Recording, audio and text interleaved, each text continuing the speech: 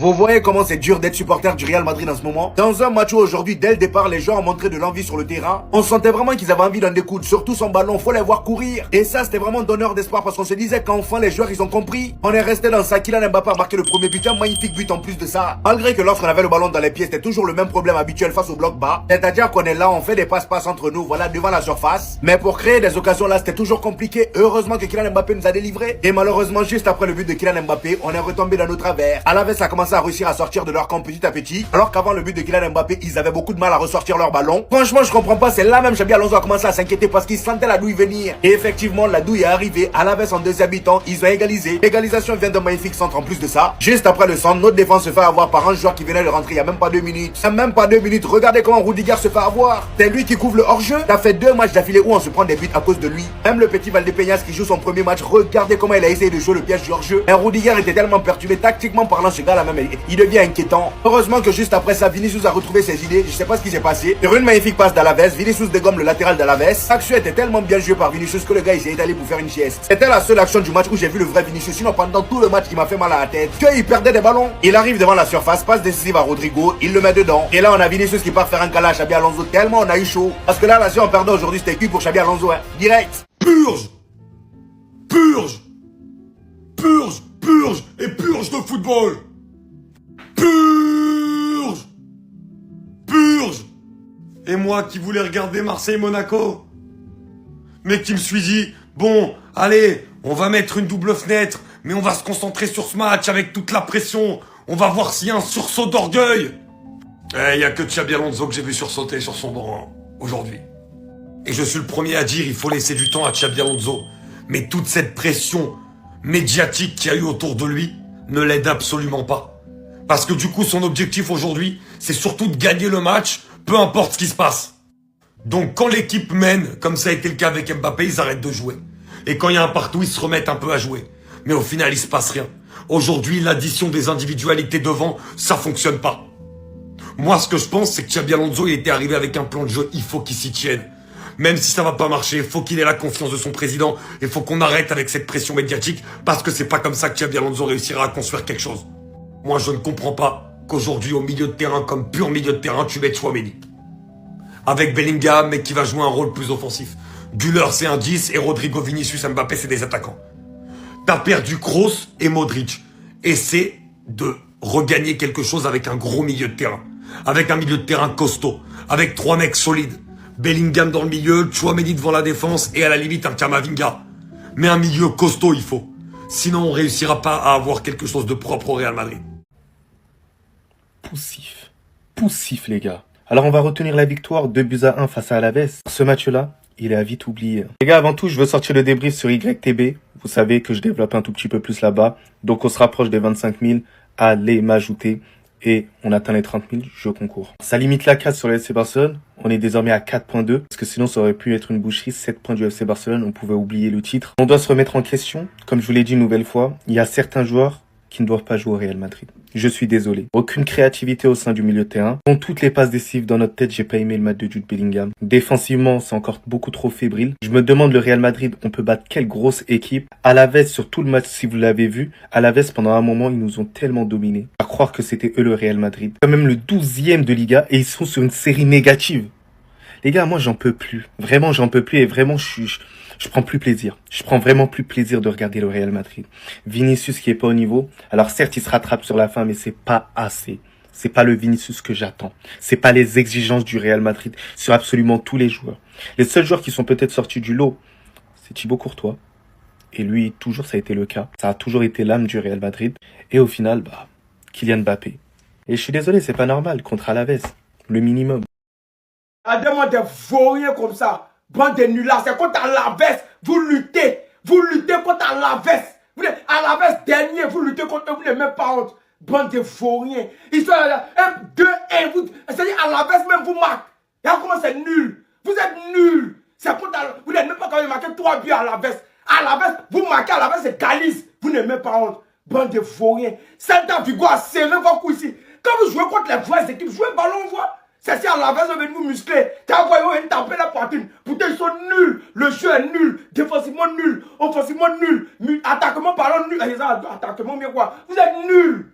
Nul. Vous êtes des vauriens, le Real des voleurs. Vous êtes des vauriens. À la base, c'est pas jouer ballon. À la base, c'est pas équipe. Vous êtes super nuls. City, ça fait même pas 2 jours City vous a frappé ici. Celta Vigo vous a frappé. C'est contre Alaves. Si Alaves, dernier là, vous avez vous muscler. Bande de vauriens. J'essaie de me remettre de ma fatigue. Mais vous êtes trop nuls. Vous êtes des vauriens.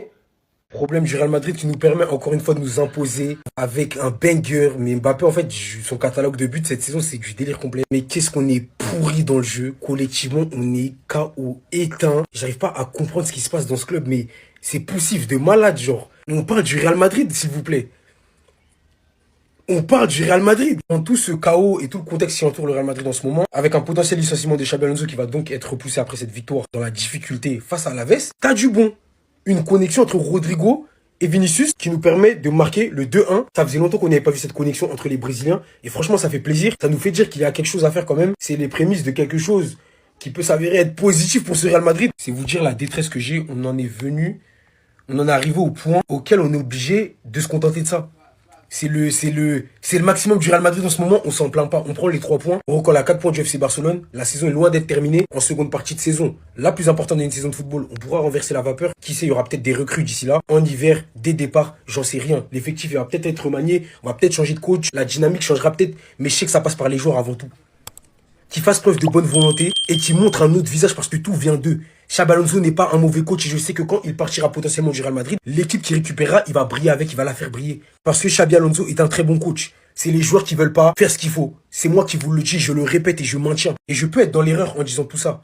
Je prétends pas détenir la vérité absolue. À mon humble avis, je pense qu'on s'en rapproche. Dites-moi ce que vous en pensez. Restez sobre, abonnez-vous les gars. Pourquoi Vinicius, tu te rends pas compte de ce que tu fais. Par certains moments, on a l'impression que tu t'oublies toi-même. Mais aujourd'hui, tu joues littéralement contre nous au sens propre du terme. Quand je voyais les actions que tu tapais, les offensives que tu gâchais, à un tel point où les coéquipiers eux-mêmes devaient se demander s'ils devaient te donner le ballon, jusqu'à ce que tu décides enfin de montrer ce qu'on attend de toi depuis tellement de jours. Par-dessus le penalty qui n'a pas été accordé, mais nous on sait.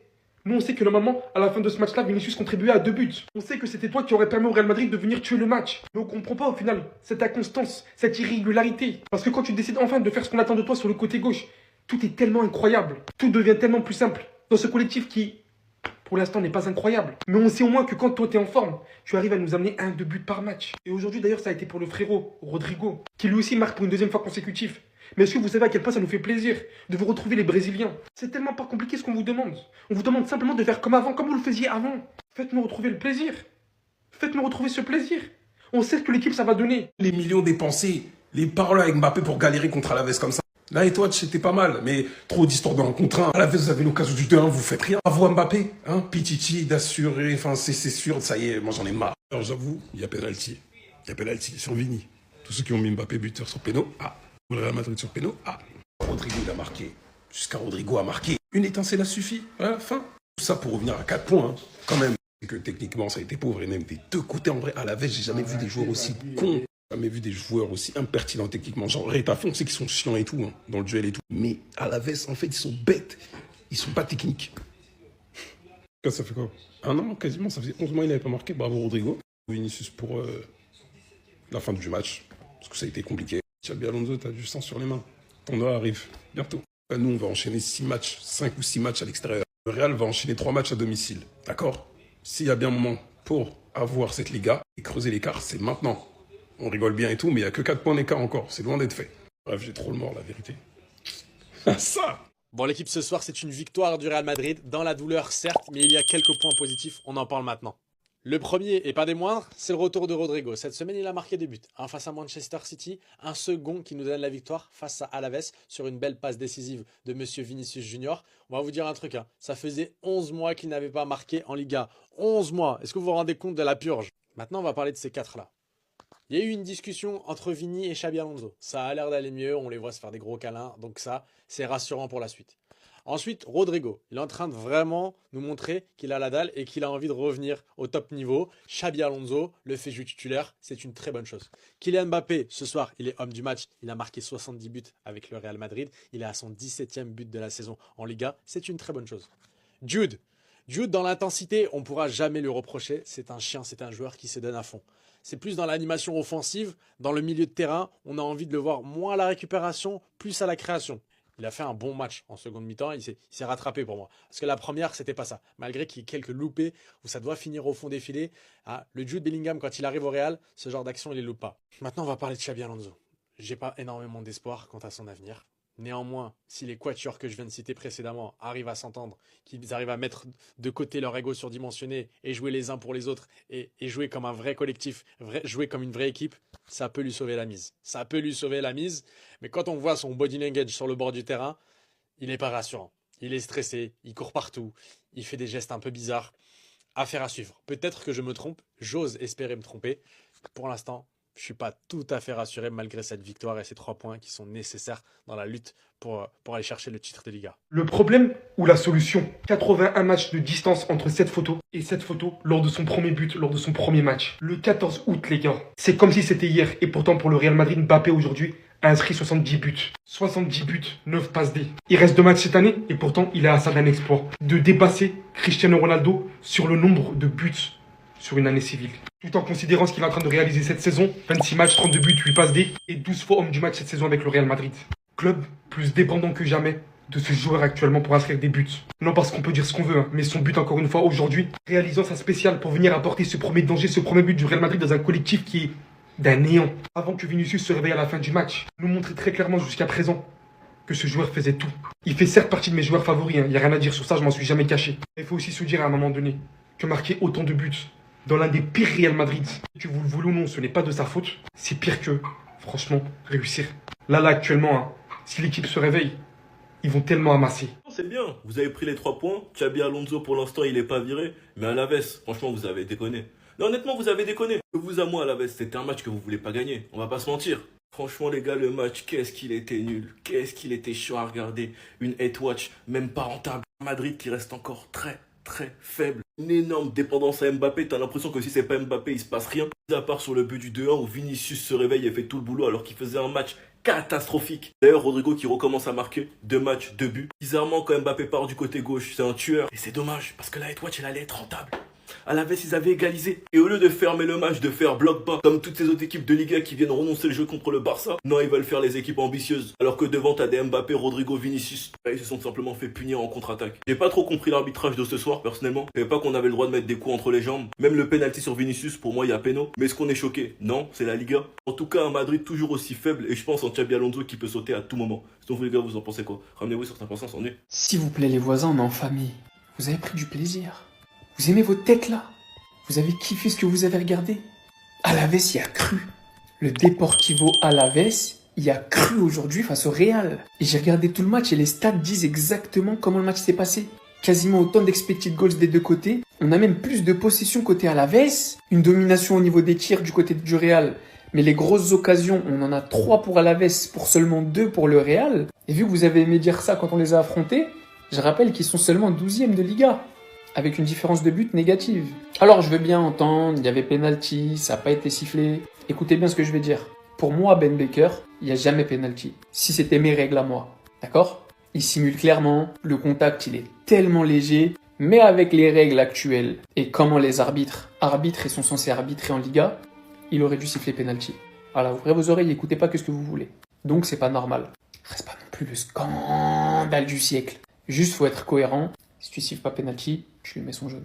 Et venez pas me sortir l'excuse des blessés. Quand on était en Europa League, parce que toute la moitié de l'équipe elle était à l'infirmerie, ça dérangeait personne. Et oui, ce soir encore, on va dormir premier de Liga, nous les supporters barcelonais. Donc ceux qui pensent que je pleure, non. Je suis juste un humain qui aime le foot, qui regarde beaucoup de matchs, quasiment tous ceux du Real, pour mon contenu. Et ça commence à faire un petit bout de temps que je prends pas de plaisir dans les matchs du Real. Donc je vous le demande sincèrement. Est-ce que vous prenez du plaisir à allumer vos télés sur le Real de Xabi Alonso comme il vous l'avait vendu? Les victoires, c'est bien, hein. On retient que ça. Je vous jure qu'on retient le contenu un petit peu. Je vous jure que la manière de jouer, on s'en fout pas. Vous le savez. Vous prenez pas